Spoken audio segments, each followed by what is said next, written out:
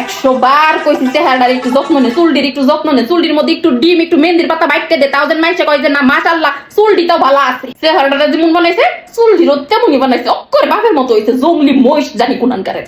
কি গো ভাবি কি হইছে? ওই যে আরেকজন আয় পড়ছে না কোন ফুলাফান রে গালিতেছেন কেন? কি করছে আবার? ফুলাফান বাপ মায়ের দুঃখ কষ্ট কিচ্ছু বুঝে না। কি গো মায়া কি করছ?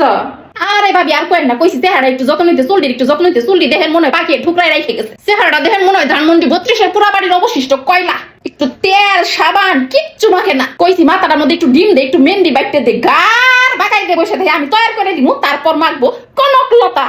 আরে বাবু পুলাফান এত কথা কইতো না। আমার চুলটি দেখছেন মাশাআল্লাহ, আপনার ভাই কইলাম হ্যাঁ আমার চুল দেখি আমার প্রেমে পড়ছিল, অক্ষরে বনলতার মতো চুল আছিল, হনো দেখছেন চুল দিয়ে বিছনা পাইতে থাকা যাবে। কি দেন চুল? আমি যেটা দিই ওটা তো আপনি দিতে পারবেন না। তাও যখন কইতাছেন এই যে দেখেন ভুটানিকা তেল, সঙ্গে এই ভুটানিকা প্যাকটাও আছে, এর মধ্যে ডিম মেহেন্দি সব দেওয়া আছে, 56টা আইটেম দেওয়া আছে এই তেলের মধ্যে, আর এই প্যাকের মধ্যে 64টা আইটেম, আইটেমে বোম তৈরি হয়েছে। এই আইটেম মাইকেই তো আমার দিগল কালো ক্যাশ হয়েছে, আমার মায়েরও তো এটাই মাইকে দিই। আজকালকার পোলাফান ভাবি কাম কাজ কিচ্ছু করতে চায় না, বাড়াবাড়ি তো করতেই চায় না। যাই দেখেন যদি নিতেই পারেন তাহলে ভুটানিকা পেজ থেকে অরিজিনালটা নিয়েন, আবার 2 নাম্বারটা নিয়েন না।